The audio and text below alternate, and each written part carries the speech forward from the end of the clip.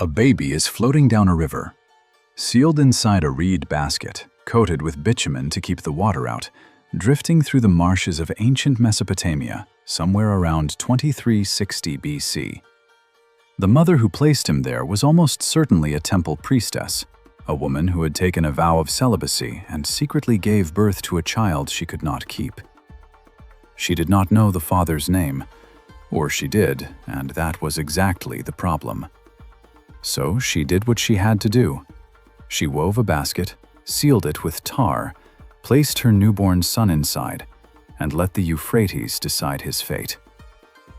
That child grew up to conquer the known world, build history's first empire, and become so legendary that 2,000 years after his death, kings were still naming themselves after him. His name was Sargon. And that name, the one history remembers him by, was not the name he was born with. He invented it himself. It means the legitimate king. Think about that. A man who seized power by force chose a name that declared his rule was rightful. That is not coincidence. That is the oldest political spin in recorded human history. The world Sargon was born into was one of relentless, grinding war between city-states. In the flatlands between the Tigris and Euphrates rivers, a region the ancient Greeks would later call Mesopotamia, meaning the land between the rivers, dozens of walled cities existed in a state of permanent mutual hostility. Ur, Uruk, Lagash, Umma, Nippur, Kish. Each city had its own god, its own king, its own army, and its own conviction that it was the rightful center of the universe. They fought over irrigation canals, over border fields, over who got to call their king, King of Sumer. Nobody won for long. The title passed from city to city like a hot coal, and the wars never stopped. This was the world for centuries. Nobody imagined it would change. Nobody imagined that one man, found as an infant in a reed basket by a water drawer named Akkad, would one day end all of it by simply absorbing everyone into himself. The man who found the baby was a gardener. His name was Akkad, and he worked at the court of King Ur-Zababa of Kish. He raised the child as his own, taught him the patience that agriculture demands. Plant, wait. Water, wait. Harvest, wait again. And eventually the boy found his way into the king's household as a cupbearer. That title sounds modest. It was not. A cupbearer in ancient Mesopotamia was something between a chief of staff, a personal bodyguard, and the one person in the palace who was always present, always listening, always learning. The cupbearer knew everything. He heard every conversation. He watched every decision. And if he was intelligent, which Sargon clearly was, he stored all of it. What happened next is one of the most remarkable political stories of the ancient world, and it involves a death sentence written on a clay tablet. Ur-Zababa, the king of Kish, became afraid of his cupbearer. The sources are maddeningly vague about why. Some suggest Sargon had a dream in which the goddess Inanna drowned the king and unwisely told someone about it. But the fear was real enough that Ur-Zababa decided to eliminate him. He did it by sending Sargon on a diplomatic mission to Lugal-Zaggisi, the most powerful ruler in Sumer at the time. Sargon was given a sealed clay tablet to deliver, ostensibly a message requesting peace negotiations. The tablet actually contained an instruction to kill the messenger. This is the world's first recorded political assassination plot conducted through written correspondence. The ancient equivalent of a poison pen letter, except the poison was literal. Somehow, and historians genuinely do not know how, the plot was discovered. Sargon survived, and from that moment, things moved very fast. Lugal-Zaggisi had already united most of southern Sumer under his control. He called himself King of all the lands, and claimed his authority stretched from the Persian Gulf to the Mediterranean. He was, by any measure of the time, the single most powerful figure in the known world. Sargon defeated him in open battle, took him prisoner, and marched him in chains through the city of Nippur, the sacred religious center of all Sumer, home to the great temple of the god Enlil. This was not just a military victory. This was a statement. Every person in every Sumerian city who heard about it understood. The man who had been a cupbearer, a gardener's adopted son, a water drawer's foundling, had just publicly humiliated the king of the world at the gates of the holiest city in civilization. The surrender of the other city-states came quickly after that. Not immediately, and not peacefully. Sargon himself claimed to have won 34 battles in rapid succession, which works out to roughly one victory every 10 days if the campaign lasted a year. But the direction was clear. By around 2334 BC, Sargon controlled all of southern Mesopotamia. He then founded a new city, Akkad, also called Agade, and declared it the capital of something that had never existed before. Scholars argue about exact terminology, but the consensus is clear. This was the world's first multinational empire. One ruler, one language of administration, one bureaucratic system, multiple peoples, multiple languages, multiple gods, all under a single authority. The word for what Sargon built did not yet exist. It had to be invented later. Here is something that should make your head spin. Nobody has found Akkad. The capital of the world's first empire, the city that Sargon built and ruled from for decades, the administrative center of a state stretching from the Mediterranean to the Persian Gulf. It has vanished. Archaeologists have been searching for it for over a century. The approximate location is known, somewhere near modern-day Baghdad, between the ancient cities of Sippar and Kish. But the city itself has never been excavated.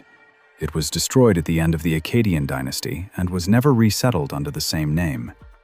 The earth swallowed it. This means that almost everything we know about Sargon comes not from documents found in his own capital, but from copies made by scribes in other cities, sometimes centuries and millennia after the events. The man who built the first empire left behind an absence where his greatest monument should be. What he did leave behind was the story, and the story was carefully constructed. The tale of the reed basket, the river, the water drawer, the gardener. Historians are fairly certain this was not spontaneous autobiography. It was political messaging of the highest sophistication. Sumerian cities in the 24th century BC were socially stratified in ways that created enormous resentment.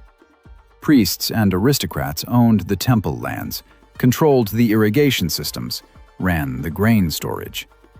Common people, farmers, craftsmen, fishermen, water drawers like Akkad, did the work and received relatively little of the output.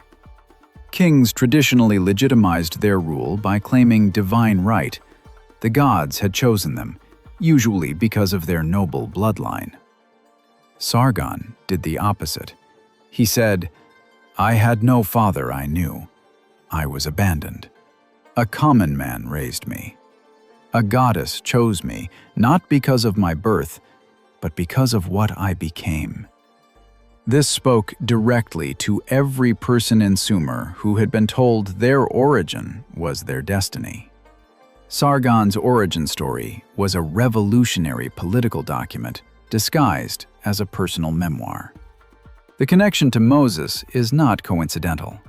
The biblical story of the infant Moses, placed in a basket of reeds, sealed with bitumen, set adrift on a river, rescued by a woman who raised him as her own, is almost certainly based on the legend of Sargon. The Sargon text predates the biblical book of Exodus by roughly 1,000 years. Most scholars believe the Moses narrative borrowed the structure directly from the Akkadian legend, which circulated throughout the Near East for millennia. This means the foundational origin story of one of the world's major religions was shaped by the propaganda campaign of a Mesopotamian warlord from 2300 BC. That is not a theory. That is the scholarly consensus. The first known political spin in history became scripture. The professional army Sargon built was another revolution. Before him, Mesopotamian military forces were essentially seasonal militias, farmers who picked up weapons when their city needed them and went back to their fields afterward. They were loyal to their city, not to a king personally. Sargon created the first standing professional army in recorded history. Ancient sources indicate he fed and maintained 5,400 soldiers daily at his own table. Men who were soldiers full-time, year-round, whose loyalty was to him rather than to any city. This force could campaign in winter or summer, during planting season or harvest season. It could maintain sieges that amateur militias could not. It could travel distances that part-time soldiers would never march, and it could win against any civic militia it encountered because it was simply better trained, better fed, and better organized. The tactical innovation that gave his army its consistent edge was the systematic deployment of archers. Sumerian heavy infantry fought in tight phalanx formations, ranks of spearmen and shield-bearers who were devastatingly effective in direct confrontation. But dense formations are vulnerable to missile fire. Sargon placed his archers on the flanks, using them to disrupt enemy formations before the infantry lines could close. By the time the two sides met in direct combat, the Sumerian phalanxes were already disordered, already suffering casualties, already losing the psychological certainty that made them dangerous. This was not a simple tactic. It required coordination between different arms of a force, ranged and melee, moving simultaneously to a shared purpose. It required exactly the kind of disciplined, trained, permanently employed soldiers that Sargon had built. It was, in miniature, the logic of combined arms warfare that would dominate military thinking for the next 4,000 years. But the military was almost secondary. The truly radical thing Sargon built was administrative. After every conquest, he did not simply take tribute and leave. He installed his own people, Akkadians personally loyal to him, as governors of each city. He did not abolish local temples or local gods. Instead, he systematically integrated them into an imperial religious framework. He did not forbid Sumerian, the dominant language of the South, but he introduced Akkadian as the official language of government, record-keeping, and communication across the empire. Trade routes that had previously been subject to highway robbery at every city-state border were now protected by imperial authority. A merchant could travel from the Persian Gulf to the Mediterranean without fear of confiscation or violence because the entire route was governed by one system. Weights and measures were standardized. A postal relay system moved clay tablets between cities across established routes. Tax collection was systematized and centralized. This was not just conquest. This was the invention of the state as a technology. None of this has a precise parallel before Sargon. Historians find earlier kings who conquered neighboring cities. They find elaborate religious bureaucracies. They find large-scale trade networks. But the specific combination, professional army, installed provincial governors, standardized administration, unified language of record-keeping, protected trade routes, this appears for the first time in documented history under Sargon of Akkad. Every empire that came after him, from the Assyrians to the Persians to the Romans, used a version of this template. The template was not inevitable. Somebody had to invent it. That somebody was a foundling from the Euphrates, who gave himself the name Legitimate King, and then spent 56 years making the name stick. And then, when the military machine was running, and the administration was functioning, and the empire was real, Sargon did something that reveals a political intelligence almost modern in its sophistication. He sent his daughter to Ur. What happened next changed world literature forever, and almost nobody outside academic circles knows about it. Her birth name is unknown. When she arrived in Ur, the oldest and most sacred of all Sumerian cities, the center of the cult of the moon god Nana, she received a new name, a Sumerian name, a ceremonial name, Enheduanna. It means roughly, high priestess, ornament of heaven. Sargon appointed her as the chief priestess of the temple of Nana. This was political genius. Sargon was an Akkadian, a northerner, a Semite, a conqueror whom the Sumerian south regarded as a foreign invader. His gods were Akkadian gods. His language was Akkadian. How do you convince a conquered people that the man who defeated them is their legitimate ruler, not their oppressor? You put his daughter in charge of their most sacred place. You make the conqueror's blood the keeper of the conquered people's holiest shrine. Enheduanna was not a decorative figure. The high priestess of Nana in Ur controlled enormous real assets: agricultural lands, grain stores, date palm groves, fish ponds. She directed religious rituals that structured the entire civic calendar. She received delegations from across the empire. Her status was, in the sacred domain, equivalent to a king's in the secular one. She managed a large personal staff. She exercised genuine economic and political power. And she was, it must be said, the person Sargon most trusted with the most delicate task in his entire imperial project: the fusion of two religions into one. She was Akkadian, but she wrote in Sumerian. She served a Sumerian moon god, but she identified him with Akkadian religious concepts. In her hymns, the Sumerian goddess Inanna and the Akkadian goddess Ishtar became the same being, two names for one divine force. Two pantheons of two peoples became the unified pantheon of one empire. This was the most sophisticated soft power operation in the ancient world, and it was run by a woman whose name most people have never heard. But what makes Enheduanna genuinely extraordinary, what places her in a category entirely her own, is that she wrote things down and signed her name to them.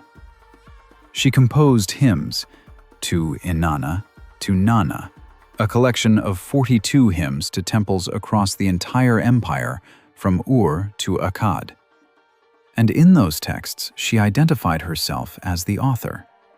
She said, in her own words carved into clay, "I, Enheduanna, the compiler of these tablets." Before her, Mesopotamian literary tradition was entirely anonymous. Scribes, priests, and poets created texts attributed to gods or kings, never to themselves. Enheduanna broke that tradition completely. She inserted herself into her own work, and by doing so, became the first named author in the history of human civilization.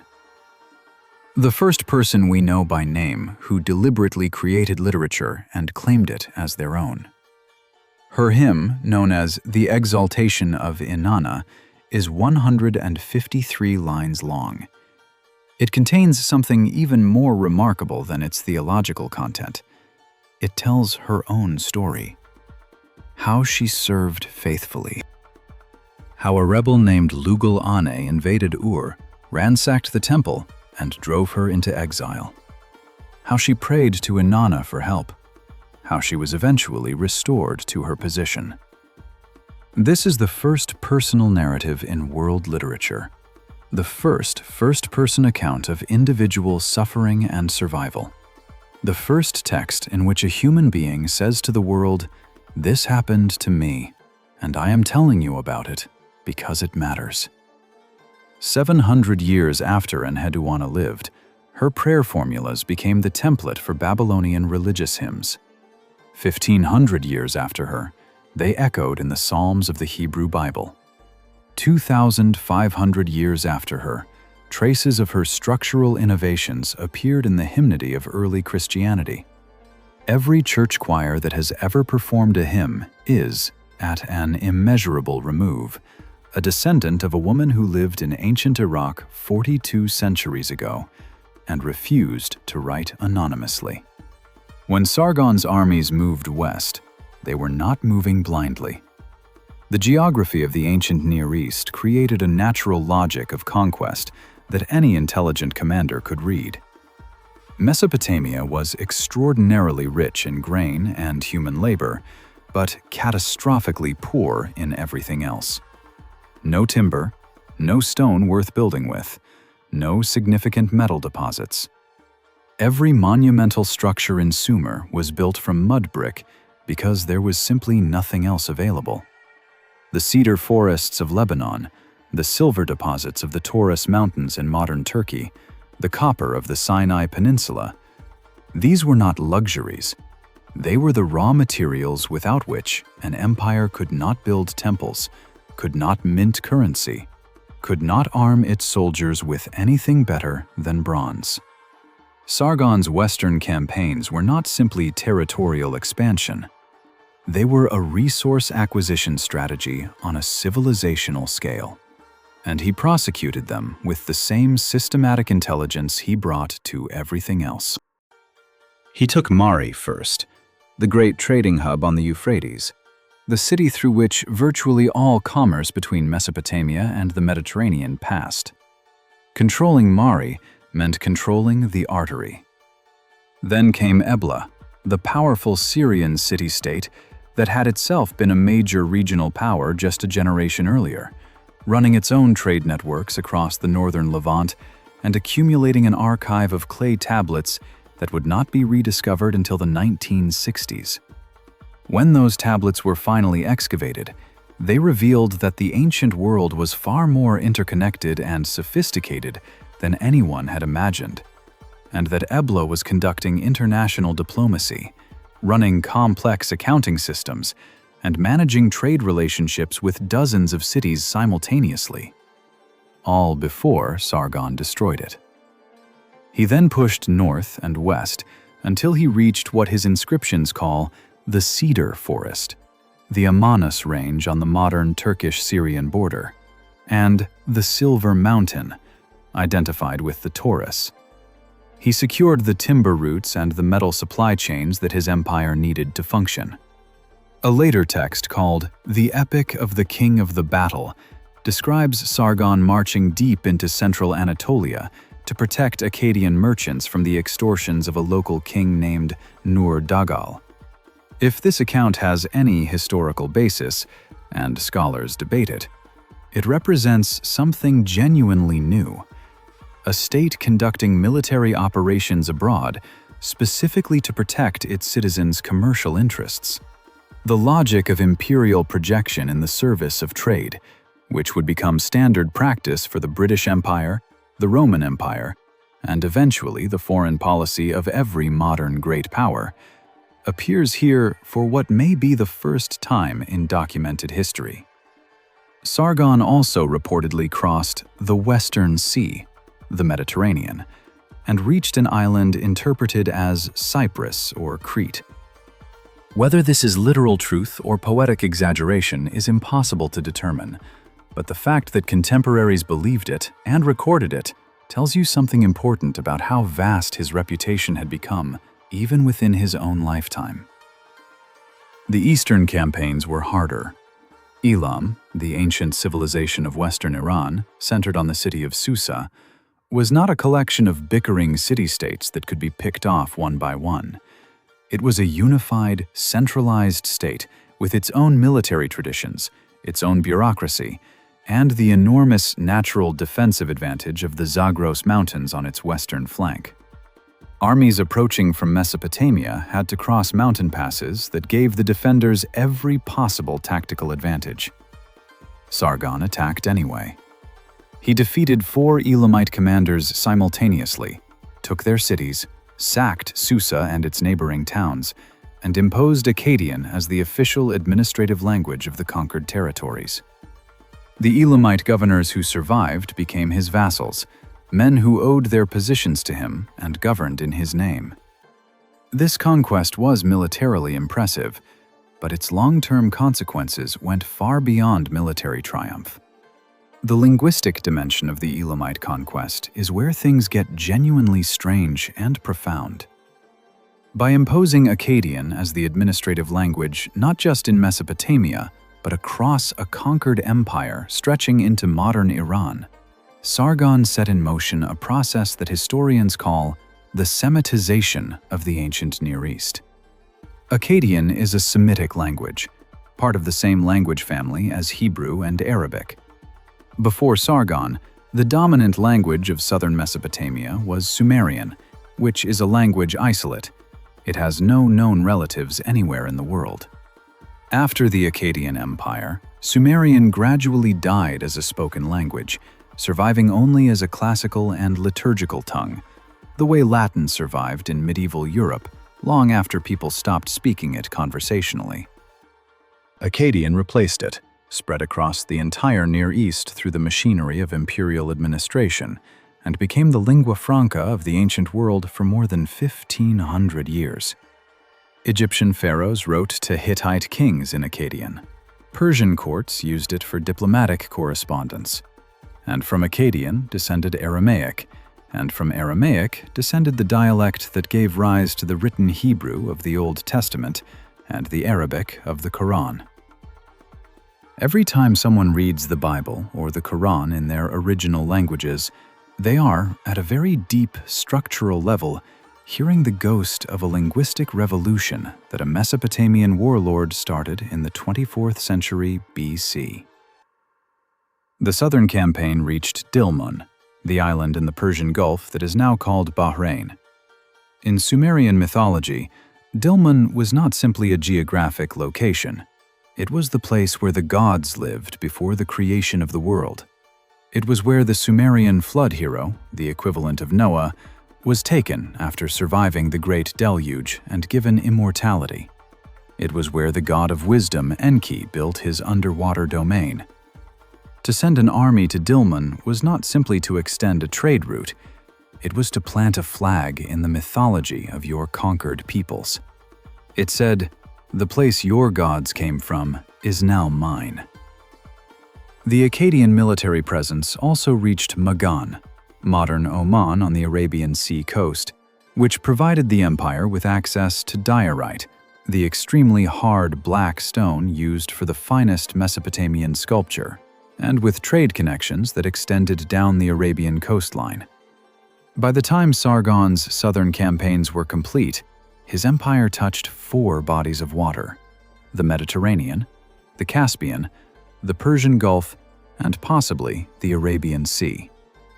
No individual political entity had ever controlled this much of the known world simultaneously. The bureaucracy that managed all of this was the true monument of Sargon's reign, more durable than any temple and more significant than any military campaign.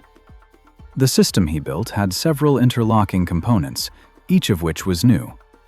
Provincial governors, called Ensi in Sumerian and Shakanaku in Akkadian, were appointed personally by Sargon and were directly accountable to him, not to local city councils or temple authorities. They collected taxes in the form of agricultural produce and labor obligations, forwarded the surplus to the imperial center, and directed local public works. They were rotated frequently enough to prevent the accumulation of local power bases that could challenge imperial authority. A relay postal system moved clay tablets across the empire along established routes, with messengers stationed at intervals who could take a fresh horse and continue without stopping. The tablets themselves were increasingly written in Akkadian rather than Sumerian, which gradually marginalized the scribal class that had monopolized administration in the old city-state system and replaced it with a new imperial bureaucracy trained in the conqueror's language. Trade within the empire was simultaneously liberated and controlled. The old system of intercity commerce had been subject to taxation and seizure at every border. Each city-state extracted what it could from merchants passing through its territory. Under Sargon, the internal borders disappeared, and merchants could travel from the Persian Gulf to the Mediterranean along routes protected by imperial authority. This created something that had not previously existed: a unified economic space large enough to support genuine specialization of production. Grain from the Mesopotamian alluvial plains could be reliably exchanged for cedar from Lebanon, copper from Anatolia, carnelian beads from the Indus Valley, lapis lazuli from Afghanistan. The trade connections with the Indus Valley civilization, which was at this period one of the most sophisticated urban cultures in the world, with cities larger than anything in Mesopotamia, are documented by archaeological finds of Indus-style goods in Mesopotamian contexts and Mesopotamian goods in Indus Valley excavations. This was the first transcontinental trade network in history, and Sargon's empire was its western anchor. The art produced under Sargon and his successors underwent a transformation that archaeologists can trace in the physical record. Pre-Sargonic Sumerian art was dominated by votive figures, wide-eyed, clasped-hand statuettes placed in temples to pray perpetually on behalf of their donors, and narrative friezes depicting warfare and ritual in flat, horizontal registers, like a comic strip carved in stone. Akkadian art under Sargon introduced something different: naturalistic portraiture, dynamic composition, psychological presence. The bronze head found at Nineveh, now in the Iraq Museum in Baghdad, though it was badly damaged during looting in 2003, shows a face of extraordinary specificity. Carefully styled hair, a full beard arranged in intricate patterns, features individualized enough that scholars debate whether it depicts Sargon himself or his grandson, Naram-Sin. Whatever the identity, the object demonstrates a level of technical and artistic ambition that marks a genuine break from what came before. This was a civilization learning to represent individual human presence rather than generic religious function. The copper alloy casting technique used to create that head was itself a product of the empire's new access to raw materials. Copper came from Anatolia and the Arabian Peninsula via the trade networks Sargon had established. Tin for bronze alloy came from unknown sources, possibly Afghanistan or Central Asia, via the trade routes his eastern campaigns had secured. The craftsmen who worked these metals in Akkad were operating with materials that had crossed 3,000 kilometers before reaching their workshops. The empire was not just a political structure, it was a supply chain. And the art it produced was, in a very literal sense, made possible by conquest. The later years of Sargon's reign were marked by the problem that defeats every builder of very large states. The administrative span of control exceeded the speed of information. A governor in Syria could be in open revolt for weeks before news reached Akkad. A drought in the northern provinces could destroy harvests and trigger migrations before the imperial center could respond. A succession of bad years could empty grain stores that the taxation system depended on to function. The Chronicle of Early Kings, an ancient Babylonian historical text that preserved traditions about the Sargonic period, describes the final years of Sargon's rule with a detail that is both heroic and heartbreaking. In his old age, all the lands revolted against him, and they besieged him in Akkad. And Sargon went onward to battle and defeated them. He accomplished their overthrow, and their wide-spreading host he destroyed. He was besieged in his own capital, in extreme old age, and he won. But the fact that it could happen at all, that the conquered peoples of the entire empire could simultaneously rise against their ruler, revealed the structural vulnerability that no amount of administrative genius had been able to eliminate. Large empires have a tendency to come apart when the man at the center is no longer able to personally hold them together. Sargon held them together until he died. His sons were about to discover that this was not a heritable skill. Sargon died around 2279 BC. The exact cause is unrecorded, possibly old age, possibly exhaustion from years of campaigning, possibly the physical toll of a siege late in life. He left behind two sons, Rimush and Manish-Tushu. He left behind an empire of roughly 800,000 square kilometers. He left behind a bureaucratic and military system that was, in theory, self-sustaining. And he left behind a reputation so immense that 2,000 years later, kings were still borrowing his name as a declaration of greatness. What he did not leave behind was any mechanism for transferring the particular combination of intelligence, ruthlessness, and political genius that had built the whole structure. Empires, it turns out, are personal. The empire of Sargon was Sargon. When Sargon died, the question of whether the empire could survive became, for the first time, genuinely open. The answer came quickly, and it was written in blood. Rimush, the elder son, ascended the throne and within weeks was suppressing revolts across the entire imperial system. Every subject city that had submitted to Sargon tested the new ruler immediately. This was standard practice in ancient Mesopotamia, a kind of political stress testing that every succession triggered. Rimush responded with a ferocity that sources record in disturbing detail. Thousands killed, cities partially destroyed, mass executions of rebel leaders. He won every military engagement. He restored order in the provinces. And then, 9 years into his reign, he was murdered. Not in battle, not by foreign enemies, by his own household staff, reportedly beaten to death with the cylinder seals and clay tablets that were the instruments of imperial administration, the tools of civilization as weapons of assassination. The irony is almost too precise to be accidental. His brother Manish-Tushu took the throne. He too lasted only so long, 14 years, before he was also killed by his own courtiers, apparently by the same method. Two sons of the greatest conqueror in history, both murdered by their own staffs within a generation of their father's death. What this tells us is something important about the nature of Sargon's achievement. He built a system that required him specifically to function.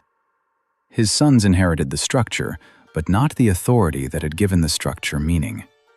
The professional army he had created, 5,400 men who ate at the king's table and owed their livelihoods to the crown, had become a power base that could destroy kings as easily as it could defend them.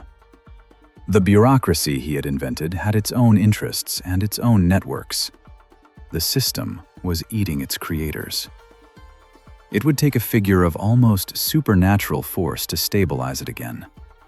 That figure was Naram-Sin, grandson of Sargon, son of the murdered Manish-Tushu, and the first human being in recorded history to declare himself a god while still alive.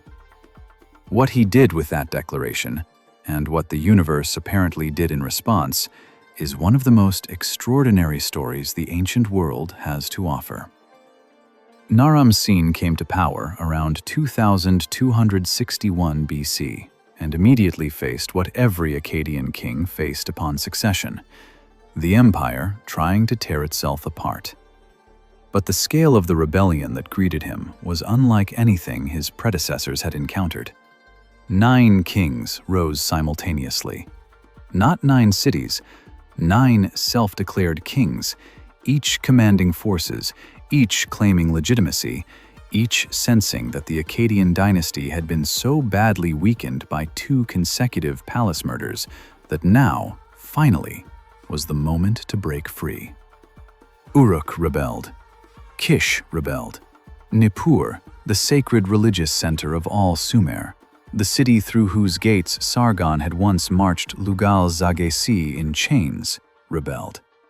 Kutha, Sipar, Kazalu, Entire coalitions of Amorite highlanders from the western deserts joined the uprising. It was, by any measure, an existential crisis for the empire, and Naram-Sin crushed every single one of them. His own inscriptions claim 9 victories in a single year.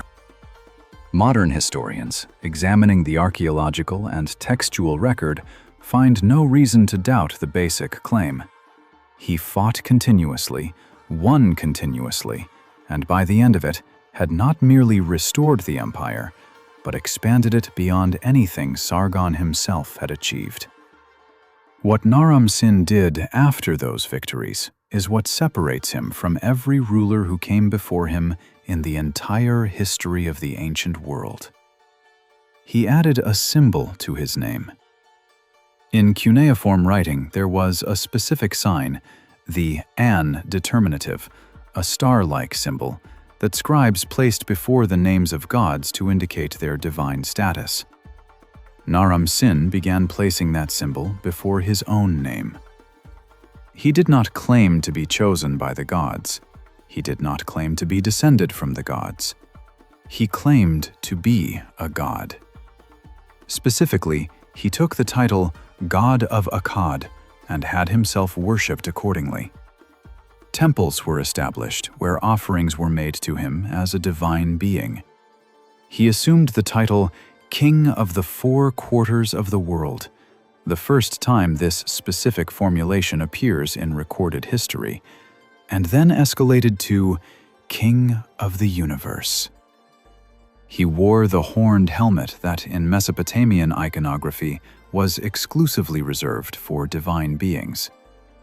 He did all of this while alive, sitting on his throne, conducting military campaigns, eating dinner. The psychological audacity of this move is difficult to overstate. In a culture where the distinction between human and divine was one of the most fundamental categories of existence, where the entire purpose of human civilization was, according to Sumerian theology, to serve the gods and maintain their temples, declaring yourself a god while still breathing was not merely politically bold, it was cosmologically radical. It restructured the relationship between ruler and ruled at the most fundamental possible level. Previous Mesopotamian kings had said, "The gods chose me." Naram-Sin said, "I am one of them." You don't negotiate with a king. You don't rebel against a god. The logic was impeccable. The consequences were, eventually, catastrophic, but not for the reasons ancient sources claim. The victory stele of Naram-Sin, carved around 2230 BC, and now standing in the Louvre in Paris, is one of the most astonishing objects that survives from the ancient world. It was created to commemorate a military triumph over the Lulubai people in the Zagros Mountains, and it breaks every artistic convention of its time in ways that still feel revolutionary. Earlier Mesopotamian victory monuments were organized in horizontal registers, bands of carved imagery stacked one above the other, showing the sequence of battle, capture, and triumph like frames in a film. Naram-Sin threw that format away entirely. His stele is organized diagonally.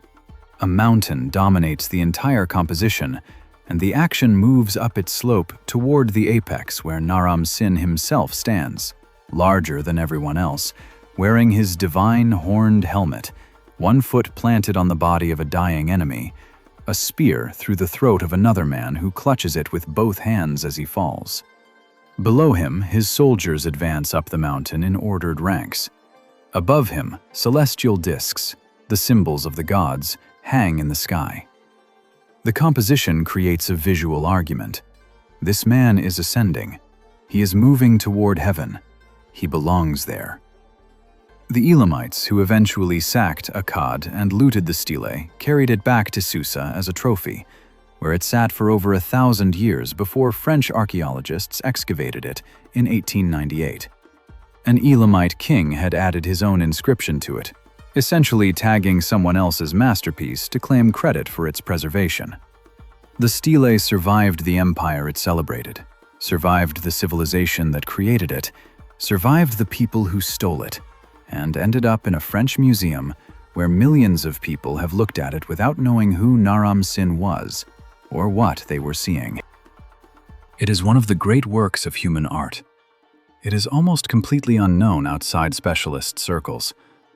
Under Naram-Sin, the Akkadian Empire reached its maximum territorial extent.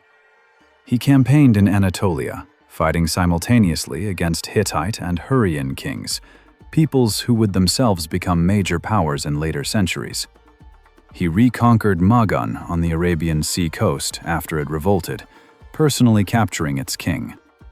He established fortified administrative centers deep in Syria, including a major installation at Tel Brak in the Kabur River basin, positioned to control the crossroads of northern trade routes. He pushed the eastern frontier deeper into the Zagros ranges, carving a rock relief of himself at Darbandi Gaur in modern Kurdistan that still exists, a 3-meter-high image of a victorious warrior carved directly into a mountain cliff, positioned so that anyone traveling through that mountain pass would see it. It is one of the oldest pieces of public political art in existence, and it is still there, in a pass in Iraqi Kurdistan, largely forgotten. The trading network of his empire extended further than anything Sargon had built. Archaeological evidence connects Naram-Sin's Akkad to the Harappan civilization of the Indus Valley, the sophisticated urban culture of modern Pakistan and northwestern India, with cities larger than anything in contemporary Mesopotamia, featuring advanced drainage systems, standardized weights and measures, and a script that has never been deciphered. Goods moved between these two civilizations across 3,000 kilometers of mountains, deserts, and rivers. Carnelian beads from Gujarat, lapis lazuli from the mountains of Afghanistan, etched stone vessels from the Indus cities, found in Mesopotamian contexts. This was not occasional contact. This was sustained, organized, commercially significant exchange. The first properly intercontinental trade system in human history, functioning 4,000 years before the modern globalized economy, and for reasons not fundamentally different. Then something happened to the sky over northern Syria. Or more precisely, something stopped happening. The rains that the northern agricultural zones of the empire depended on began to fail. Not gradually, not in a way that allowed adaptation, but sharply and decisively. Climate scientists examining a stalagmite from Golezard Cave in Iran, a site that records regional atmospheric conditions through mineral deposits accumulated over millennia, identified a major drought event beginning around 4,200 years ago. The dating is precise enough to align almost exactly with the collapse of the Akkadian Empire. Separate analyses of soil cores from archaeological sites in northern Syria found a distinct layer of wind-blown dust dating to the same period, the kind of deposit that accumulates when vegetation disappears and topsoil begins to move. Pollen records from the same regions show a sudden collapse in agricultural plant species and a corresponding increase in drought-tolerant weeds. The evidence is now overwhelming. Around 2200 BC, a climate shift struck the northern regions of the Akkadian Empire with a force that the agricultural system could not absorb. The northern provinces were the empire's breadbasket. The alluvial plains of southern Mesopotamia could produce grain year-round through irrigation from the Tigris and Euphrates, but they were already heavily populated and fully utilized. The empire's surplus, the grain that fed the army, the bureaucracy, the temple staff, the construction workers, the palace households, came disproportionately from rain-fed agriculture in the north, in what is now northern Syria and southeastern Turkey. When the rains stopped, the surplus stopped. When the surplus stopped, the army could not be paid. When the army could not be paid, the provincial governors could not be supplied. When the provincial governors could not be supplied, The imperial system began to dissolve from the edges inward, like a piece of cloth unraveling from its borders toward its center. Population movements followed immediately. People abandoned the drying northern cities and moved south, toward the rivers, toward the surviving agricultural zones, toward anywhere food could still be found. A 180-kilometer wall was built between the Tigris and Euphrates. Ancient sources call it the Repeller of the Amorites, to control these population flows. It is the first known border wall constructed specifically to manage refugee migration. The parallel to later history and to current events is exact enough to be uncomfortable. Civilizations under existential environmental stress build walls. They have always built walls. It never works for long. The Gutians came down from the Zagros Mountains during this period of collapse. They are one of the most mysterious peoples of the ancient world. They left no texts, built no cities, established no lasting institutions. What we know of them comes entirely from their enemies, which means what we know is almost certainly distorted by hostility and fear. Akkadian and later Sumerian sources describe them in terms that are barely human. People without faces, with the intelligence of men, but the instincts of dogs, who swept down from the mountains like a natural disaster rather than a military force. This is propaganda, not ethnography. But the material record confirms that they were real, that they came in significant numbers, and that the Akkadian state could not stop them, partly because the drought had already destroyed the logistical system that the military depended on, and partly because the political coherence of the empire had already been fracturing for years under the pressure of succession crises and provincial revolts. What the Gutians apparently did not do was govern in any conventional sense. Later sources claim they released all domesticated animals to wander freely through Mesopotamia, a poetic way of saying they disrupted the agricultural system so completely that the entire managed landscape of irrigation, livestock, and cultivation broke down. Grain prices, according to one ancient text, increased by a factor of 60. A single lamb bought what had previously cost almost nothing. People starved in cities that had been feeding the ancient world's largest empire just a generation earlier. The dead lay in the streets because there was nobody to bury them. This is what collapse looks like from the inside. Not the dramatic fall of monuments, but the quiet failure of the systems that keep people alive. A Sumerian literary text written about a century after these events, known as the Curse of Akkad, offers a different explanation. In this version, Naram-Sin angered the god Enlil by destroying his sacred temple, the Ekur at Nippur. In punishment, Enlil sent the Gutians from their mountains to destroy Akkad. The city was cursed, abandoned, and eventually erased from the earth. This text is not history. Scholars classify it as a work of what they call Mesopotamian Naru literature, a genre that used historical figures and real events as the raw material for moral and theological arguments. The author chose Naram-Sin as his villain because Naram-Sin was famous, because his empire had fallen spectacularly, and because a king who declared himself a god and was then destroyed by actual gods is a narrative structure of extraordinary elegance and didactic power. There is no archaeological evidence that Naram-Sin ever destroyed the Ekur at Nippur. He actually rebuilt temples across the empire, including at Nippur. The text is fiction. But it was accepted as history for nearly 3,000 years, and through that long misattribution, Naram-Sin became the paradigmatic example of royal hubris in ancient literature, the king whose pride destroyed his civilization.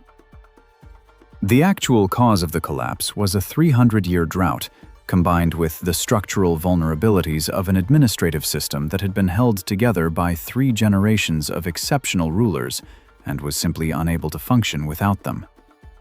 This is a less satisfying story than divine punishment for arrogance. It is also true.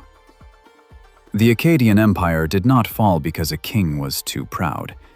It fell because the rain stopped falling. Because no human administrative system of that era could survive a climate shock of that magnitude. And because the political loyalty structures that Sargon had built were ultimately personal rather than institutional. They worked as long as someone extraordinary was sitting on the throne of Akkad, and the extraordinary men ran out. What survived was everything. The Akkadian language lived for another 1,500 years as the international language of the ancient Near East. The administrative templates Sargon invented were copied by every subsequent Mesopotamian state, by the Persians, by the Hellenistic kingdoms, eventually by Rome. The tradition Enheduanna established, of named authorship, of personal literary voice, of first-person narrative, passed through Babylonian literary culture into the Hebrew tradition, and from there into the entire Western literary canon. The story of the reed basket and the river was retold for thousands of years, reappearing in the Book of Exodus, in Greek mythology, in Roman founding legends, in every culture that found in the image of an abandoned child becoming a world historical figure, a truth too deep to leave behind. Naram-Sin's victory stela established compositional principles of diagonal narrative movement and hierarchical scale that would resurface in Roman triumphal art, in medieval European painting, and in the visual grammar of political propaganda for the next 4 millennia. Alexander the Great, conquering Persia in the 4th century BC, was consciously following roots and ambitions that his advisors traced back to Sargon. He pushed east to the Indus Valley, exactly as far as the Akkadian trade networks had reached, and regarded that as the natural limit of the known world, because that was how the world had been mapped by the civilization that came before him. Julius Caesar's model of the general-turned-ruler who reorganized the administrative system of a vast multi-ethnic state draws on patterns established at Akkad. The Assyrian kings who called themselves King of the Four Quarters were using a title Naram-Sin had invented. The Persian kings who styled themselves universal monarchs were building on an idea that Sargon had pioneered. The Islamic caliphates that later united the same territories under a single political and religious authority were, whether they knew it or not, inheriting a template that had been tested and refined across 2,000 years of Mesopotamian imperial practice. All of it ultimately traceable to a man whose name we know only because he invented it for himself. The city of Akkad was never found. The man himself left no verified portrait, no tomb, no undisputed contemporary inscription written in his own voice. His capital was destroyed and buried so thoroughly that 4,000 years of archaeology have not located it. The woman who was arguably his most important political instrument, his daughter Enheduanna, is known only through copies of her texts made 500 years after her death, through 3 cylinder seals bearing her name found in archaeological contexts, and through a single alabaster disc discovered at Ur in 1927 by Leonard Woolley that shows her performing a ritual libation, a translucent stone circle about 25 centimeters across, now in the Penn Museum in Philadelphia, that is the only image we have of the world's first named author. She spent the last years of her life being driven into exile by a rebel, stripped of her priestly office, apparently abandoned by the moon god she had served for decades, and eventually restored to her position through what she described as the direct intervention of Inanna. Her last recorded literary act was a declaration of authorship. "What I have done here, no one has done before." She was right. Nobody had. And almost nobody, 4,000 years later, has heard of her. This is what history does to its architects. It takes the people who built the structures everyone lives inside and buries them under the structures themselves. We use the hours and minutes that Sumerian mathematicians invented. We inherit legal concepts that Akkadian administrators codified. We read literature in a tradition that Enheduanna established. We live in nation-states governed by bureaucratic systems whose basic logic Sargon assembled. The basket on the river is still floating. The child inside it has been reshaping the world for 4,000 years. We just stopped knowing his name.